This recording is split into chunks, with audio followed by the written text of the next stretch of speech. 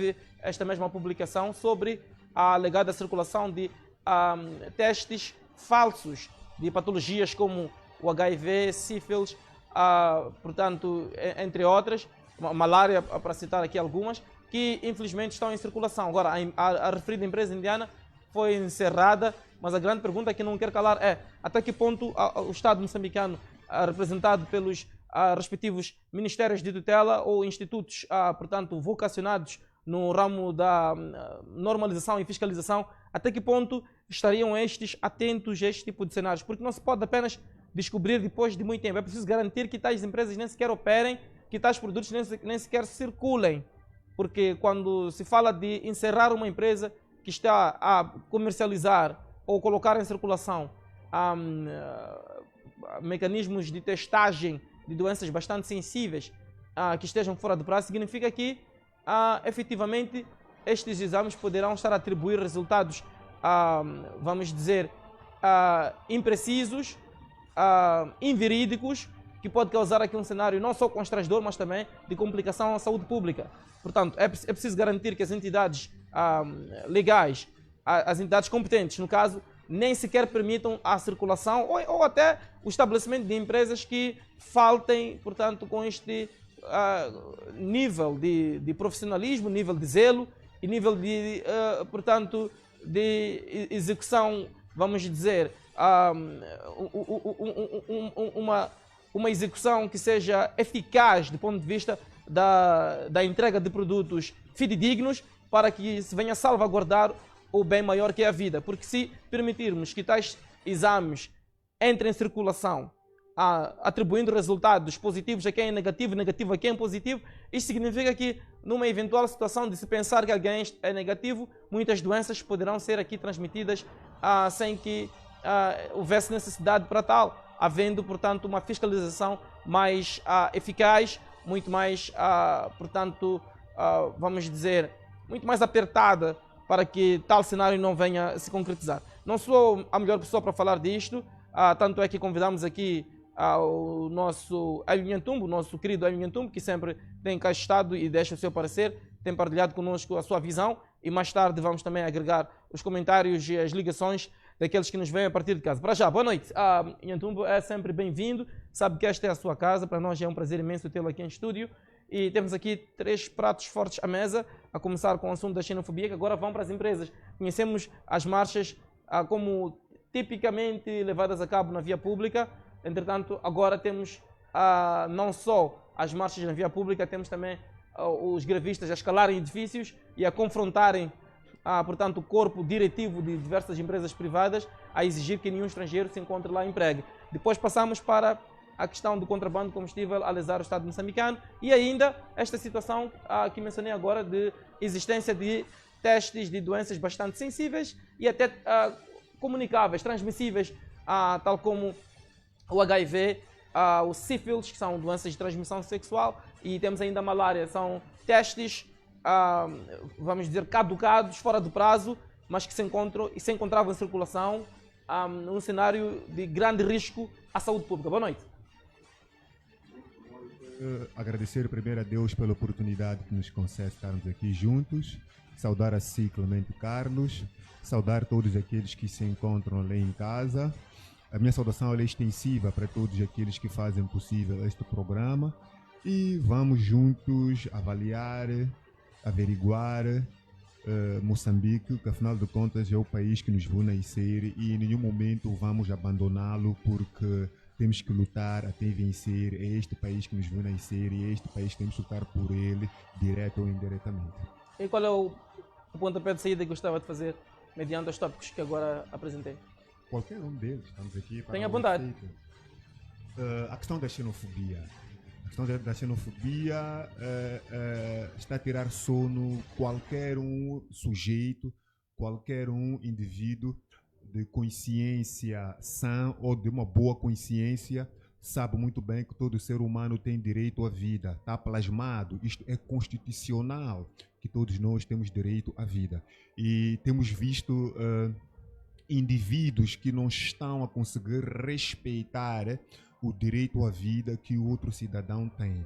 Mas isto tem vários pontos de origem isto advém de cenários imprudentes, isto advém de uma situação menos abonatória para aquilo que nós pretendemos para uma sociedade, para uma região que tem como visão um crescimento, porque se nós nos lembrarmos, o presidente Samora Moisés Machel, quando nós alcançamos a independência, ele não sentiu-se satisfeito em saber que alguns países da região estão em conflitos, por isso que ele disse que nós não estaríamos satisfeitos enquanto a África do Sul, enquanto a Rodésia se encontrarem numa situação de imbróglio, numa situação de estar a degladiar, numa situação conflituosa. Isto mostra claramente que Moçambique teve um papel estratégico para que a África Austral ela viesse ser uma única só, uma África Austral que luta num único objetivo, porque não tem como nós capitalizarmos aquilo que é a economia da região enquanto os países estiverem ainda sob regimes de opressão, neste caso como a África do Sul, a questão do Zimbábue, a antiga Rodésia, estamos a falar do Peter Bottas, estamos a falar do Ian Smith. Estes homens aqui praticamente criavam um ambiente de desconforto para a região austral.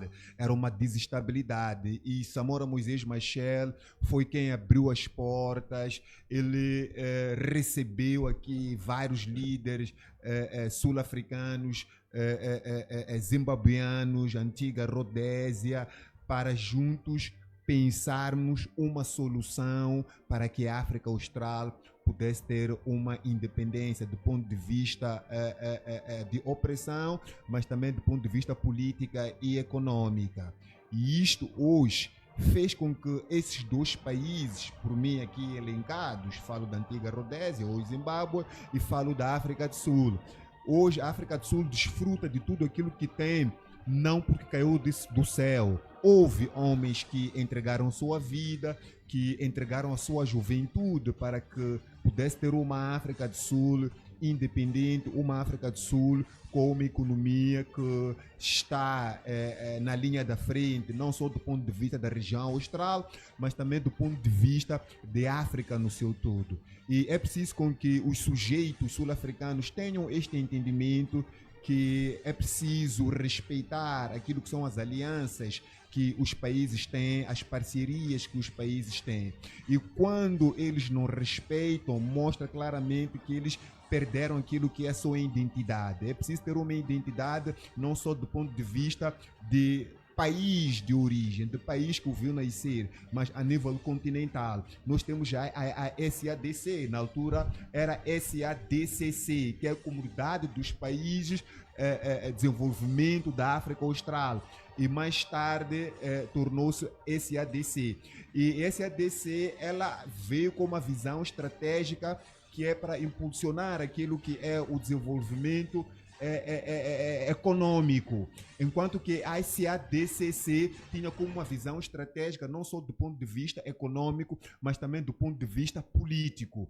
E desassociar, desmembrar-se ou divorciar-se de SADCC para SADC, isto parecer só mudança de algumas letras, mas vai muito além disto, porque a SADCC ela era muito mais africana, ela era muito mais de direitos humanos, ela era muito mais de conexão entre os países da região, era muito mais de abraçar a causa do outro país, se puder ou se estivesse a passar por uma situação de conflitos, por uma situação de derrapagem econômica. A SADCC tinha como essa missão estratégica alavancar o outro país. Hoje tornou-se SADC, que tem mais uma visão capitalista, tem mais uma visão econômica do que necessariamente de uma visão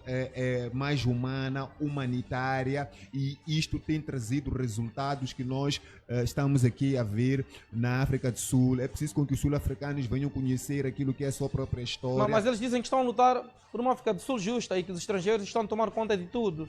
dizem que nós não têm nada contra os estrangeiros, entretanto querem que os nativos sejam colocados em primeiro e que os estrangeiros vendem drogas, cometem crimes. É esta narrativa que eles têm levado à ribalta.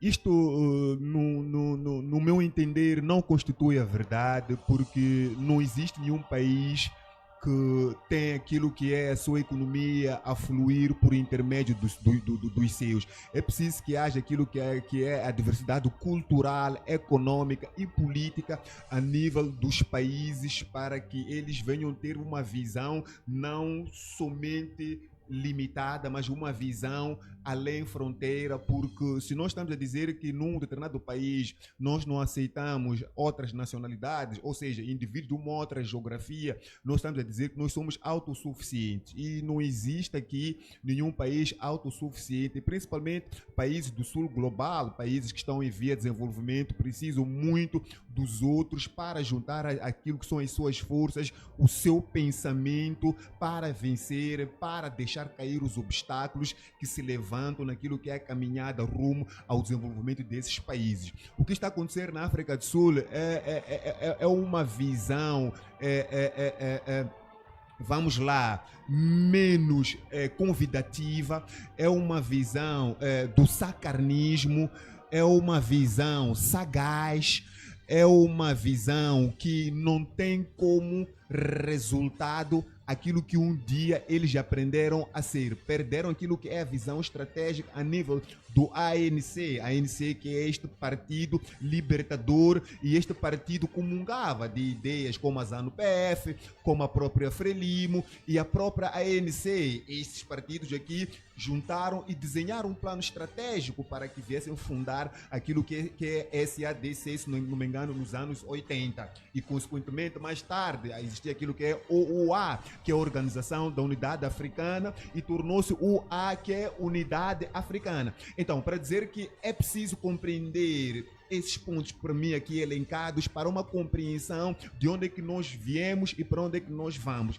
E percebe-se aqui que os sul-africanos, eles perderam aquilo que é sua entidade, para compreender de onde é que eles vieram, onde é que eles estão Esta e onde é que eles reclamação querem dos chegar. sul-africanos não é genuína? Não é genuína, porque nenhum estrangeiro vai realmente ocupar aquilo A questão do tráfico de drogas na África do Sul, por exemplo, apontada, não digo unicamente, mas principalmente a cidadãos nigerianos. Há ou não há essa problemática das drogas na África do Sul? Olha, a questão do tráfico de drogas, estupefaciente, isto não é um caso isolado da África do Sul. Isto a gente vê nos Estados Unidos. Estamos a ver agora o que está a acontecer com o próprio Donald Trump, está a lutar fortemente com vários países a nível da região, questões como o México, a própria Venezuela e alguns outros países a nível continental, que provavelmente também têm colocado droga dentro deste país. Mas não vai ser isto que vai fazer com que os Estados Unidos vai abrir a porta para determinadas nacionalidades, alegando que esses indivíduos vão colocar droga. Nós temos serviços de fronteira, nós temos aquilo que são os homens que zelam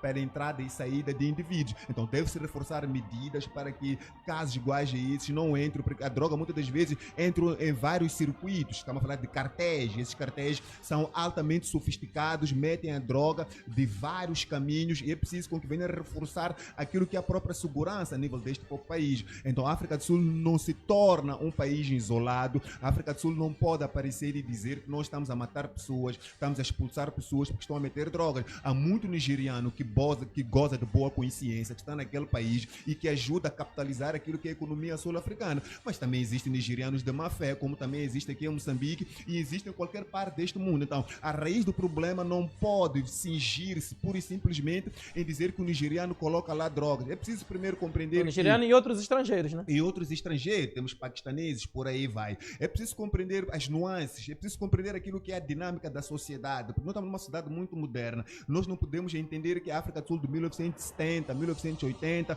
2000 é a África do Sul de hoje. Os problemas que a África do Sul está a sofrer, Moçambique também está a sofrer e qualquer outro país está a sofrer, porque o crime ele vai crescendo. Ou seja, nós estamos a dizer que a dinâmica do crime ela está a passos galopantes. Se aqueles que são os homens que devem zelar pela proteção, pela sabedoria da ciência policial a nível daquele território nacional não estiverem preparados, eles vão ver o crime a florescer e infelizmente não estarão em altura de combater. É preciso com que esses indivíduos que têm a responsabilidade de zelar pela determinadas nações tenham a capacidade de não ir sempre atrás do prejuízo, mas de prevenir aquilo que é o próprio crime. Nós sabemos que muitas vezes há muita fuga de informação a nível das fileiras, há muita fuga de informação a nível da própria polícia, mas é preciso com que a polícia sempre esteja com um passo à frente. Dizia o Camões, o Luís de Camões, os Lusíadas, mudam-se as vontades, mudam-se os tempos, mudam-se as vontades. Então é preciso compreender que não podemos ficar estáticos, esperar o problema existir para ir atrás. É preciso com que a polícia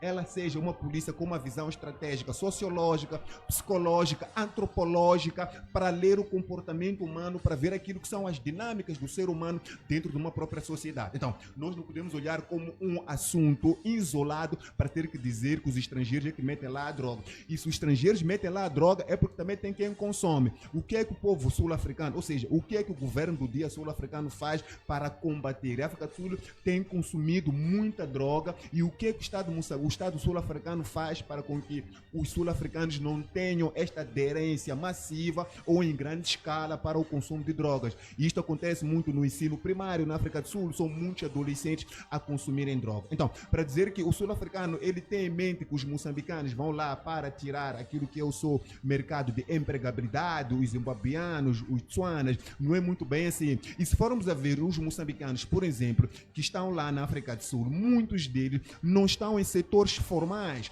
estão em setores informais. Aquilo que o moçambicano ganha na África do Sul não é aquilo que a lei emana ou insta para que venha pagar esses indivíduos a nível da África do Sul, porque é tanto moçambicano que está naquele país informalmente e isto acaba criando aquilo que é o espaço de atuação do sul-africano. Claramente que não, porque muitas das vezes o sul-africano não quer desempenhar aquela função que um pacato cidadão sul-africano, moçambicano ou zimbabuiano está lá a desenvolver. Mas o sul-africano diz que este quer tirar aquilo que é meu espaço. Nós temos inúmeros moçambicanos que estão na África do Sul, infelizmente, irregularmente, naquele território nacional, que direta ou indiretamente ajudam a capitalizar aquilo que é a própria economia sul-africana. Mas com isto eu não estou a dizer que é o certo. É preciso também que nós, como moçambicanos, venhamos compreender até que ponto nós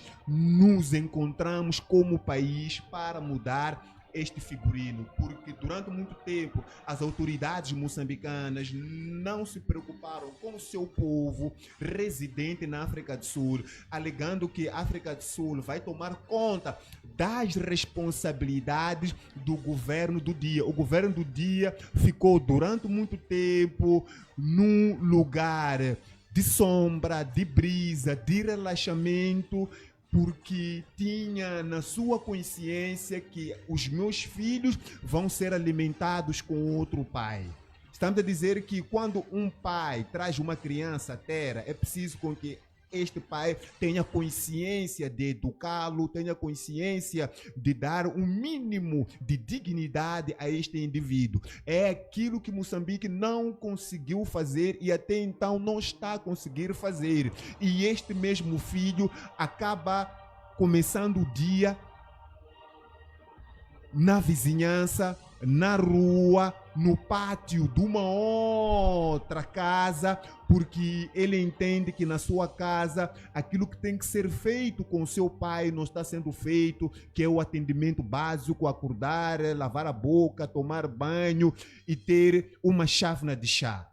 O filho vai procurar um outro lugar onde vai ter estas mínimas condições básicas. E este mesmo pai não se preocupa com este filho que abandonou a casa logo de manhã para ir para a rua sem saber porquê, sem antes passar por uma refeição. E este pai sente-se feliz em saber que o filho saiu, porque na consciência dele, o vizinho é que vai alimentar o meu filho. O vizinho é que vai dar de comer o meu filho. Então, é este posicionamento que durante muito tempo o governo do dia teve diante dos moçambicanos que migraram para a África do Sul. Hoje, a situação mudou, o figurino mudou e infelizmente os sul-africanos estão a agir brutalmente com os moçambicanos. Então já está mais do que na hora de nós como país sentarmos e termos uma única visão, um único só pensamento. Onde é que nós queremos ir, para onde é que nós queremos chegar, onde é que nós estamos e por que é que nós estamos desse jeito.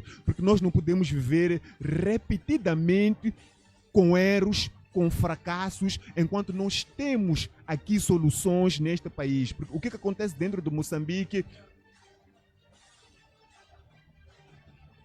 537-8421, queremos contar com a sua opinião. Pode a partir de já também ligar e deixar ficar a sua opinião. 875-37-8421. Pode dar continuidade a essa fixação. O país é rico em recursos, mas ele é pobre em oportunidades. É preciso que Moçambique comece a dar oportunidade aos moçambicanos. Os moçambicanos começarem a sentir-se felizes em saber que eu estou dentro do meu próprio país. Quem quiser emigrar vai ser uma questão de opção, mas não vai ser um imperativo moçambicano ter que pensar para ter um mínimo dentro da sua casa. Já temos lá alguém. Alô, boa noite. Alô, muito boa noite. Com quem temos o prazer, já nos fala? Está a falar aqui da Antica, senhor Manhoso Orlando. A sua opinião, meu querido. Olha, o que está a falar o senhor aí tem muita razão, é que Moçambique está a ser pobre demais, mas é para que fazer nós nascidos de Moçambique? Perdemos. Pode continuar.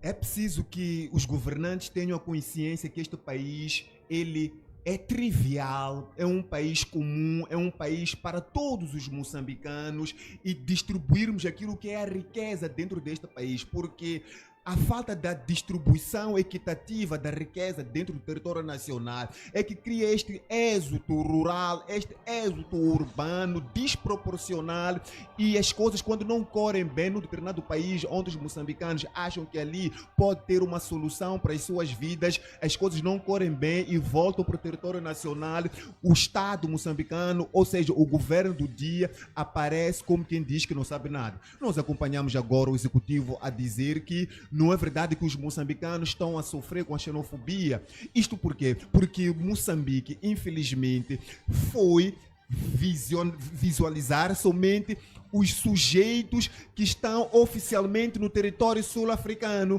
Ou seja, aqueles indivíduos que têm a documentação que lhes garante a estadia dentro do território sul-africano. Mas nós não vamos esquecer que nós temos maior número de moçambicanos, ou tínhamos maior número de moçambicanos na África do Sul ilegalmente. Por isso que o Estado moçambicano, ele por intermédio do Ministério de Negócios Estrangeiros e Cooperação, aparece a dizer que não, ou aparecia a dizer que não. Os moçambicanos estão tranquilos, os moçambicanos não estão a sofrer com a questão da xenofobia, porque apanharam dados não verdadeiros, dados que não consubstanciavam com aquilo que é a verdade. Não obstante, tem várias organizações sociais lá na África do Sul, onde vários moçambicanos estão lá envolvidos. Então, não foi de bom tom que Moçambique apareceu a dizer que os moçambicanos não estão a sofrer. Só mais tarde... Alô, boa noite. Alô? Alô, boa noite. Muito boa noite. Com quem temos o prazer, já nos fala? A falar com Machacani da Beira. A sua opinião, meu amigo. Está com volume alto, não vamos conseguir comunicar. Pedimos sempre a todos que ligarem para que mantenham volume baixo. 87-537-8421. 87-537-8421. Então, o que é que o moçambicano está a fazer na África do Sul? O moçambicano na África do Sul não está à procura de ouro, não está à procura de minérios. O moçambicano na África do Sul está à procura dos serviços básicos e essenciais. É o que o moçambicano está à procura na África do Sul. Acordar e ter direito a ter um mata-bicho, ter um almoço, ter um jantar, ter um leite, que não é problema na África do Sul, ter uma manteiga, que não é problema na África do Sul, ter uma assistência médica, medicamentosa na África do Sul. Leite e manteiga é impossível. Em Moçambique, quem tem leite, quem tem manteiga na geleira, quem tem um ovo na África do Sul, em Moçambique, este indivíduo não faz parte da sociedade comum dentro deste país, é um indivíduo. A quem não toma leite, não há quem nem sequer sabe onde comprar leite neste país, porque durante muito tempo o sistema, o regime marginalizou os moçambicanos. Eu sou de uma época onde o leite distribuía-se nas escolas, o leite distribuía-se em lugares sociais, rofadas, coisas do gênero para incentivar o aluno a ir à escola, porque nós entendemos que há famílias que não conseguiam dar aquilo que é o essencial ao seu filho, mas o Ministério da Educação tinha esta responsabilidade de motivar a criança a ir à escola, dando uma rofada, dando um leite, dando um paizinho, mas tudo isto desapareceu e ficou somente com um grupinho de pessoas. Por isso que a questão da educação neste país, nós entendemos que não é fracasso de governação, mas sim é um plano estratégico de afundar aquilo que é o nosso sistema de educação dentro deste país, porque não se pode levar uma criança à escola sem ter que apanhar uma chávena quente de chá, porque esta criança infelizmente não vai conseguir assimilar aquilo que é a matéria. Então, para dizer que é isto que os moçambicanos vão à procura na África do Sul, é muito moçambicano no mercado informal na África do Sul, nas ruas, a vender tomate, cebola, e tu te perguntas, mas por que o moçambicano está a fazer isto na África do Sul? Alô, boa noite. Alô, Com quem temos o prazer, de onde nos fala? Olha, eu prefiro falar em anonimato. Tenha bondade, meu amigo, o seu juízo. Sim. É assim, eu queria contribuir um pouco quanto ao tema que está em debate. É um tema muito interessante. Alô? Nós conseguimos ouvi-lo. Sim, é um tema muito importante, interessante. Eu queria contribuir também dizendo o seguinte, que os nossos governantes vão se aperceber mais tarde que brincaram com o tempo. Mesmo esses estão a ser admitidos agora para fazer um investimento aqui em Moçambique. A posterior, quando descobrirem que Moçambique já não tem nada, vão desaparecer todos. E nós ficaremos na penúria. Muito obrigado. Obrigado. É tudo? É tudo, obrigado. Um comentário bastante curto, mas muito forte este. Como? É um comentário curto, entretanto, com uma mensagem muito forte. Olha, obrigado. Por que que estes que foram demitidos agora vão desistir de Moçambique? Por quê? Não percebi? Por que que diz que as empresas que foram aceitas agora em Moçambique, por que que vão desistir? O exemplo concreto, por exemplo, da Vale, né? Uhum. Sim. Quando da exploração do carvão mineral. Em Tete. Sim. Eles foram, construíram a segunda linha e escoaram tudo. E depois, quando descobriram que já alcançaram o objetivo, depois desapareceram. Pediram que o carvão fosse reduzido o preço. Sim. E desapareceram por aí. Isso vai acontecer ainda mais com outras empresas. Obrigado. Ok. Sim, obrigado. Obrigado nós. Lá está, mais um desabafo. Então. Claro, é muita coisa que vem de cima. Então, para dizer, para não fugir daquilo que é a linha de pensamento, para não dizer que o moçambicano se vai à África do Sul, muitas das vezes não é por vontade de ir para aquele país e passar por humilhações, é porque o seu pai não está a dar o atendimento, o seu pai não está a fazer aquilo que é o seu TPC. Alô, boa noite. Com quem temos o prazer, de onde nos fala?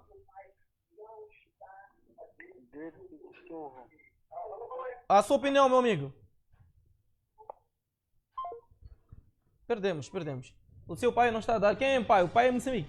O pai é o governo é que gera o Estado moçambicano. Então, este governo não está a conseguir dar resposta àquilo que é a demanda. Olha, nós temos que compreender quantos milhões de habitantes nós temos neste país e nós temos que acompanhar aquilo que é a dinâmica do crescimento dentro deste próprio país para perceber até que ponto nós podemos sustentar o país, que políticas públicas estão a ser desenhadas para acompanhar aquilo que é a explosão demográfica dentro do próprio país. Alô, boa noite. A questão do volume alto não ajuda. Pedimos sempre que afinem o volume para que tenhamos uma comunicação qualitativa. Alô, boa noite.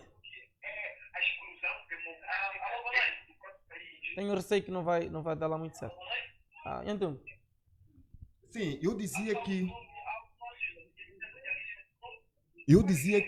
o Estado moçambicano, ele ficou tão parado no tempo, o Estado moçambicano parou de se preocupar com os moçambicanos, o governo, e parou para analisar aquilo que são os seus próprios feitos. Estamos a dizer que os governantes pararam de olhar para o povo e começaram a olhar para os seus próprios interesses. E isto está a culminar com o que está a acontecer na África do Sul. Considerações finais? Porque se os nossos dirigentes tivessem uma visão do bem-estar deste país, naturalmente que iriam acompanhar aquilo que é a explosão demográfica dentro deste país, e as políticas públicas, elas iam acompanhar aquilo que é o número de habitantes dentro do próprio país. Hoje olhamos para aquilo que são os serviços públicos e fazemos uma comparação com aquilo que é o número de habitantes. A gente encontra um desenquadramento acentuado daquilo que são os serviços públicos, daquilo que são o número de escolas, daquilo que são o número de professores para a população, rácio, segurança, população. Quer dizer, não só a questão da riqueza. O último estudo que eu li é: dos 100% da produção neste país, do produto interno bruto, 90% come, passa a expressão, 10%. Ou seja, 90% beneficia-se de 10% e 10% beneficia-se de 90%. Estamos a dizer que a maioria, que é o povo moçambicano, tem acesso a 10% do produto interno bruto neste país. Estamos a dizer que aquilo que se produz neste país, 10% da população, 90% da população tem acesso a 10%. E 10% da população, que são os ricos, aqueles que vivem nos castelos, vivem na zona de elite neste país, tem acesso a 90% da produção interna bruta deste país. Então, por que é que Moçambique vai estar numa situação de vantagem se realmente a questão da distribuição da riqueza ela não é equitativa? É preciso distribuir a riqueza para que os moçambicanos não pensem que emigrar é a melhor solução para a resolução dos seus problemas, mas porque o ser humano precisa de ter aquilo que é o essencial, que é uma alimentação, que é roupa, que é uma comida, que é ir à escola, ver os seus filhos ter uma educação. O ser humano deve procurar um caminho para conseguir ter aquilo que é o seu espaço. Muito obrigado pela sua intervenção. Olha, então agradecemos de facto o tempo que despendeu para estar conosco e nos brindar